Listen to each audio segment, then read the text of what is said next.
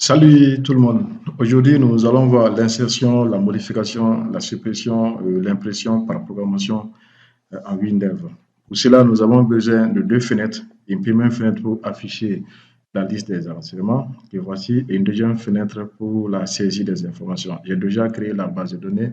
Il n'y a qu'une seule table, la table client, qui ne contient que 5 attributs, l'identifiant, l'intitulé, l'adresse, le mail et la photo du client. Donc, la liste ici, nous allons faire une petite procédure qui nous permettra de remplir cette liste ici. Pour ce faire, on va faire un clic droit ici pour accéder au code du champ table à partir d'ici. Dans la partie initialisation, nous allons faire une petite procédure que nous allons appeler charge liste client ici. Donc, j'en profite ici pour créer une procédure locale contenant ces informations. Et pour ça, nous aurons besoin de récupérer les informations provenant de la base de données. Donc, on fait x une requête SQL ici et on fait select client.cid, client.le nom, qui est ici l'intitulé, et client.l'adresse, et client.le mail. Et en dernier lieu, nous allons équiper ici la photo et client.c photo from la table ici, c'est notre table, c'est la table client. Directement, on peut classer par l'ID order by CID qui est l'identifiant de notre table ici. Donc ici, nous allons exécuter la requête avec le code suivant. Execute requête. Le nom de notre requête ici, c'est X. Et on va faire une requête par défaut. Je le définis ici. Et pour le remplissage de la table, on fait juste fichier, la fonction fichier vers table mémoire ici.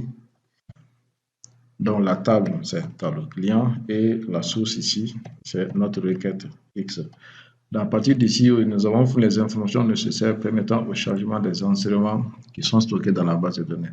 Et ces renseignements sont affichés ici. Donc, maintenant, pour la création, la modification, la suppression et l'impression, nous allons créer ces différents boutons ici. Bouton nouveau. On va classer ces boutons-là en partie ici. Il y a le bouton modifier ici. Il y a le bouton supprimer, permettant de supprimer un renseignement sélectionné. Et il y a le bouton imprimer qui permet d'imprimer la liste des renseignements présents dans notre table ici. Donc, si vous voulez, on peut aussi ajouter un bouton permettant de quitter les formulaires, même si l'utilisateur a la possibilité de cliquer en haut. Donc, permettant de fermer ici. Formulaire. Donc, on va le mettre ici à la même dimension que les autres. On vient dans alignement et on a même largeur. Bon, je sélectionne ici d'abord et ici. Donc, même largeur. Et là, c'est bon. Maintenant, revenons ici sur notre formulaire de saisie ici. Donc, nous allons faire des variables pour permettre de définir les états d'ouverture de la fenêtre. Pour ça, on va faire déjà un mode d'ouverture. Donc, je vais nommer mode ouverture ici. Je mets mode ouverture. Et à l'ouverture, nous allons récupérer maintenant l'identifiant. Donc, je mets juste ID client est un entier sur 8 octets. Notre base de données, l'identifiant est défini sur 8 octets aussi. Est un identifiant sur 8 octets. J'enregistre ça ici. On va faire une constante ici que je vais appeler constante. On va définir 3 valeurs. Le premier cas, on va faire insertion ici. C'est état 1. On va faire modification ici. Ça, c'est l'état 2. Et la lève. Bon, comme ça, c'est bon. Je valide, je mets fin. Donc, nous venons de définir 3 types deux modes d'ouverture de notre fenêtre, l'ouverture en insertion, l'ouverture en modification, l'ouverture pour faire autre opération.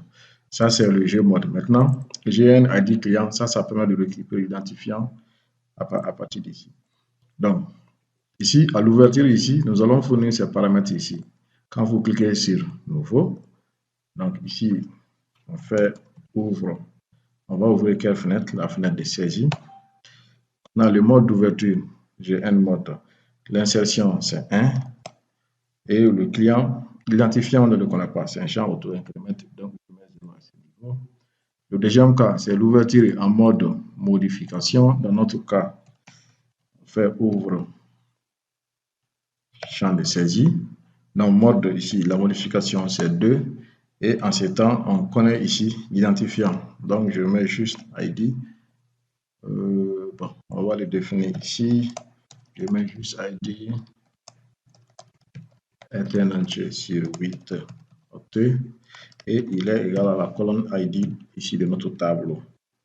Et c'est cette ID-là qui est fourni ici. Je rappelle que quand on définit l'identifiant sur un champ entier sur 8 octets, si on essaie d'affecter ça directement ici sans effectuer la conversion, ça affiche une erreur de conversion. On dit qu'il est impossible de convertir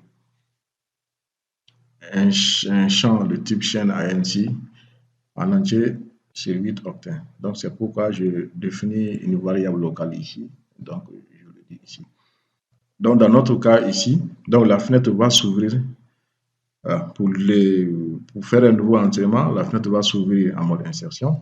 Pour la modification, on a la mode modification. Et l'autre là aussi, nous avons un mode d'ouverture qui est déjà défini à ce niveau. OK. Donc, ici, pour le chargement de gens, je viens ici. Ça, c'est l'ouverture ici. Ça, c'est déclaration globale. Les variables sont accessibles sur tous les codes qui appartiennent maintenant à notre fenêtre. Maintenant, fin d'initialisation. Ça, c'est l'initialisation de la fenêtre. Donc, ici, on fait ici, selon le mode d'ouverture, qui est GN, G mode ouverture, K insertion. Dans le cas d'une insertion, il n'y a rien à faire. S'il y avait une date, on allait actualiser ça à la date d'aujourd'hui. Le deuxième cas, c'est le cas modification ici.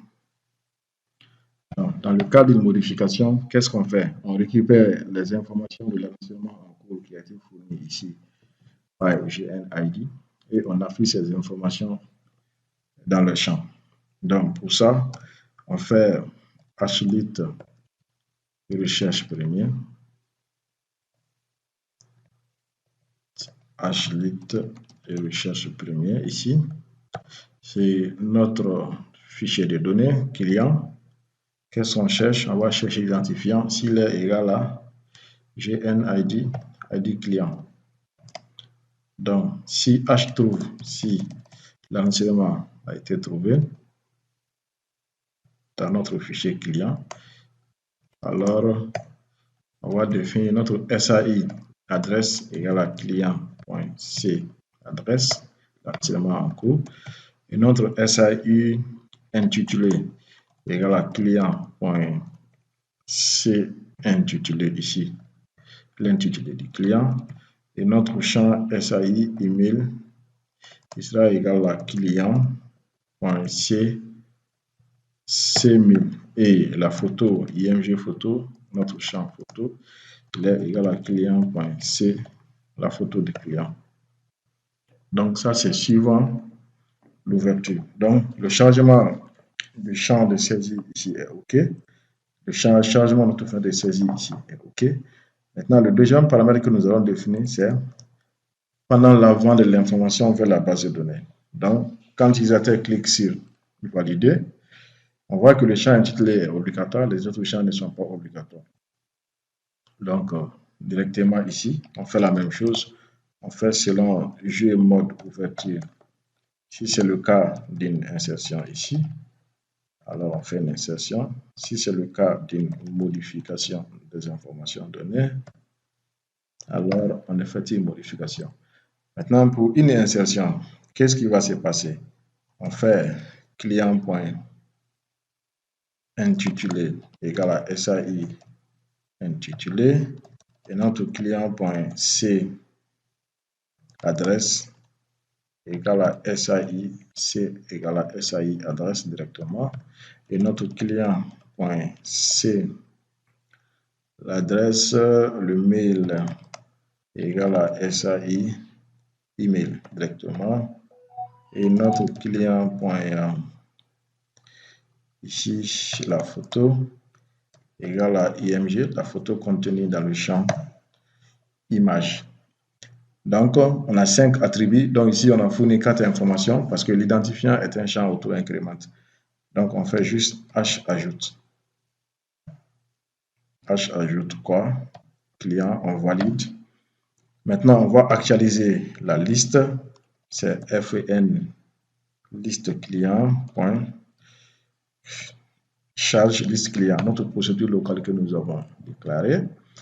Il met les informations de la fenêtre à jour et il va fermer la fenêtre en cours ici. Ça, c'est dans notre cas. Et dans le second cas, au cas où il s'agirait d'une modification, juste d'une modification des informations contenues dans la base de données, en ce temps, on fait la même chose. On fait hlit recherche premier ici, le champ client, l'attribut identifiant ID et la valeur cherchée, c'est GN ID client. Donc, si l'information existe réellement, si H trouve client, s'il est égal à vrai, alors on fait la même chose. On a les mêmes informations ici. Voilà, je colle ça ici. Et ici, on fait H modifie. Et on fait H modifie client. Directement. Hein? Et j'enregistre ici. Il y a ce cas. Il y a aussi un second cas ici. On peut faire la recherche, on peut ne pas le faire. Mais en ce temps, on fournit ici l'enregistrement. Le niveau de l'enregistrement le donne ici. Donc, il fait directement les liaisons. C'est notre fameux GNID client ici. Mais comme l'objectif du cours n'est pas ça, donc on va continuer avec ça. Donc, nous avons effectué la modification. Qu'est-ce qu'on fait ensuite? On charge les informations ici. Donc, on va charger la liste contenue dans notre champ liste et on ferme cette fenêtre-là. Donc, nous venons de faire l'insertion et la modification en même temps. Maintenant, pour le champ image, on est obligé de parcourir. Donc, en ce temps, on va utiliser le F-Selector image. Voilà, donc, à partir d'ici, on peut continuer avec l'assistant. Ça, c'est le message. Veuillez sélectionner une image. Sélectionner une image, ça dépend. Ici, si vous voulez, vous allez définir les extensions, mais dans le cas échéant, ça va bon. Dans le cas échéant, vous pouvez continuer. Donc, Windows va chercher à peu près tout ce qu'il y a comme format image contenue dans cette version 24 directement. Bon. Pour l'ouverture aussi, pour la recherche, vous avez la possibilité de définir une adresse de démarrage de recherche ou vous pouvez choisir le répertoire en cours par défaut. Il s'agit du répertoire de l'application. Donc, dans notre cas, je pense qu'on va essayer de définir le chemin. On va aller dans Image directement. Hein. Ici, je sélectionne ce dossier. Je sais que j'ai des images dans ce dossier. Et on continue. Maintenant, l'adresse et l'image sont contenues dans ce fichier-là. S-fichier.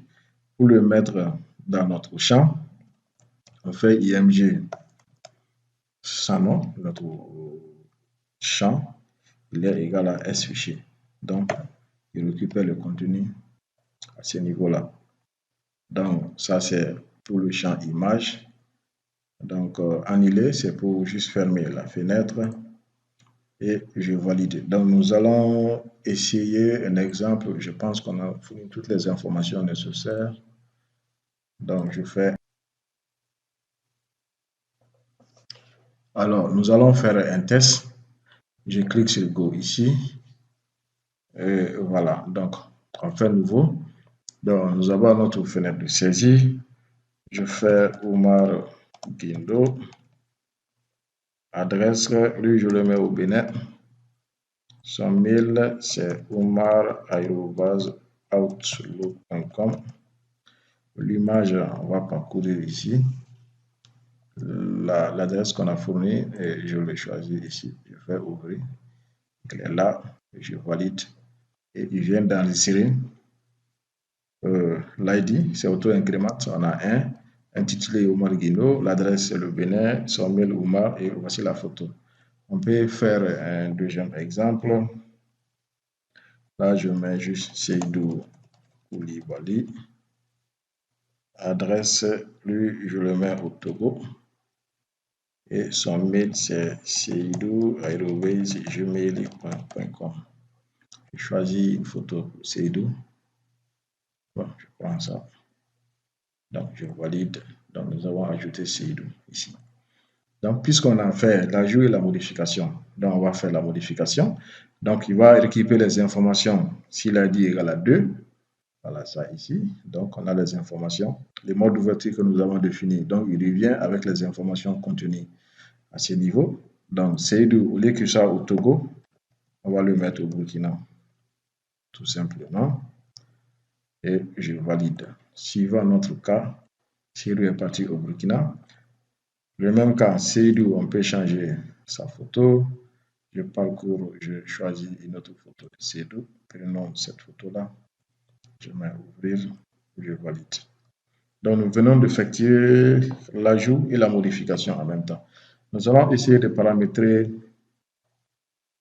ici la suppression. Donc, qu'est-ce qui se passe ici? On va faire notre champ ID est un entier sur 8, évidemment. Et il est égal à la colonne ID de notre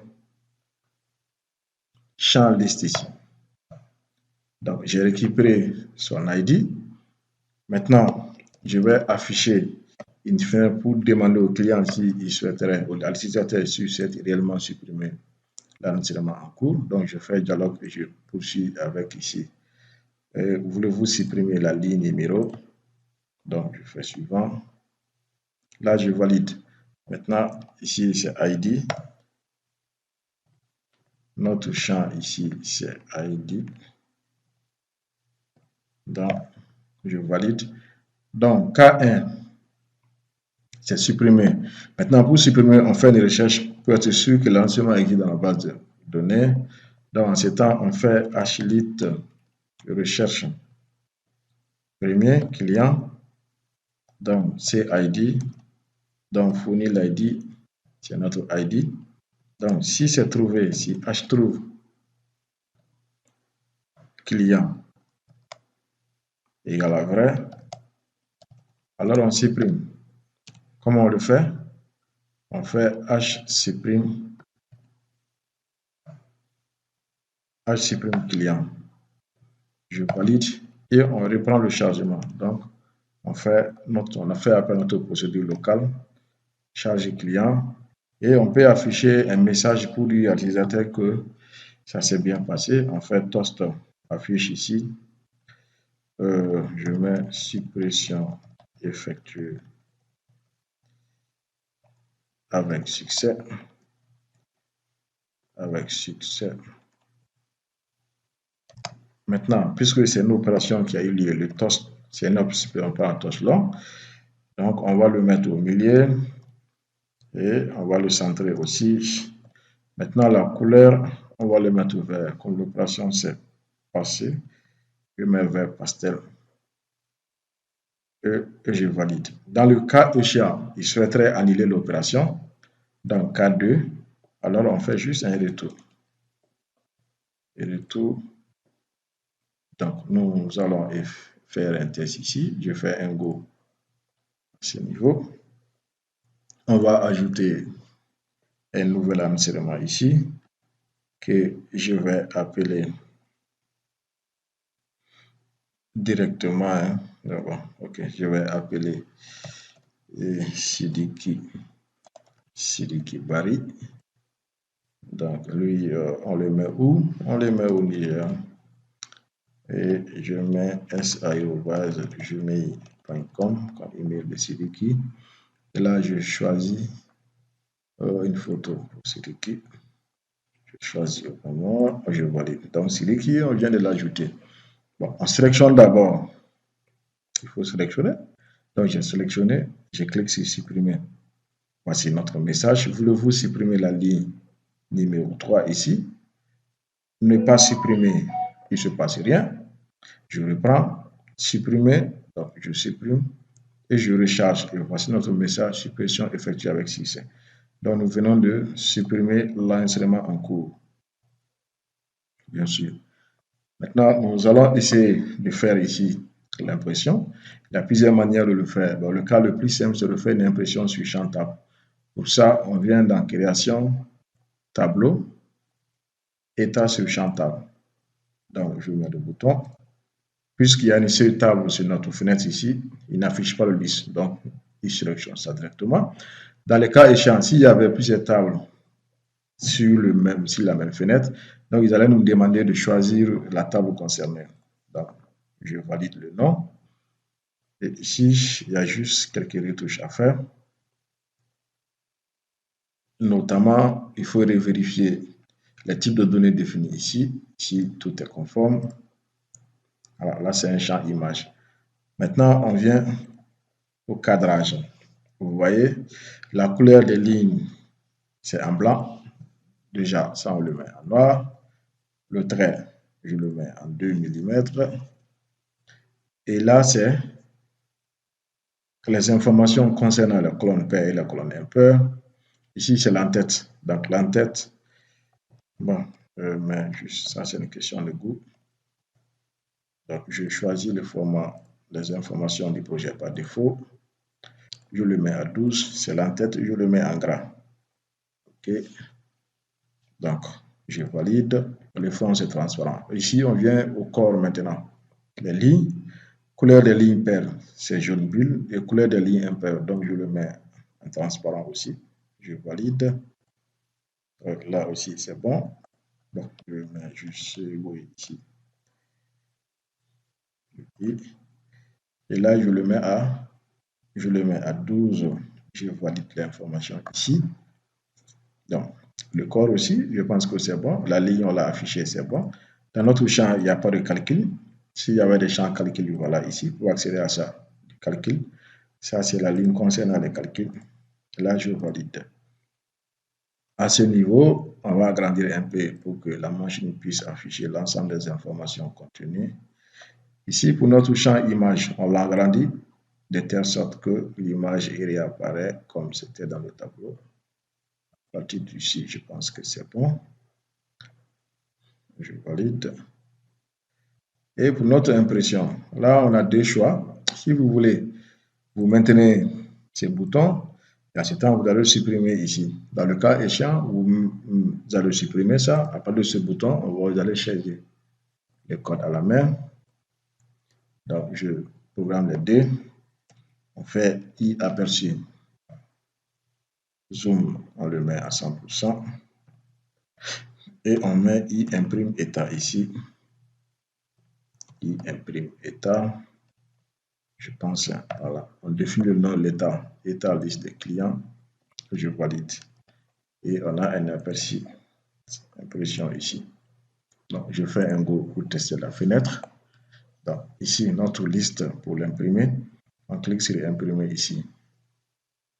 Voilà. Donc, voilà les informations contenues ici. Alors, les photos qu'on a données ici. Nombre de lignes, c'est 2. Tout ça, c'est modifiable. Le nombre de lignes, ça, c'est les champs prédéfinis. Et développé par une aussi. Ça aussi, on peut le supprimer ici. Bon, notre deuxième bouton ici, ça fonctionne. Ça vient avec zoom à 100%. À partir après ici, 100%. Donc, c'est bon. Vous pouvez ajuster ça aussi. Là, c'est bon. Pour plus de visibilité, on peut ajouter d'autres enregistrements que je mets juste Oumar Traoré. adresse, oui, je le mets au Mali. Et là, je mets traoré@gmail.com. Je choisis une photo. Je choisis celle-là. Je valide. J'ajoute un nouvel renseignement. Là, je mets Mariam Kone. Lui aussi, je le mets au Mali. Là, l'email c'est mariam@gmail.com. Je choisis une photo pour Mariam. Bon. Je choisis ça. Je valide. Ainsi de suite. Et on va voir l'aperçu, il y avoir une impression ici. Et l'aperçu est nickel. C'est bon. Je vous remercie pour votre attention et n'oubliez pas de vous abonner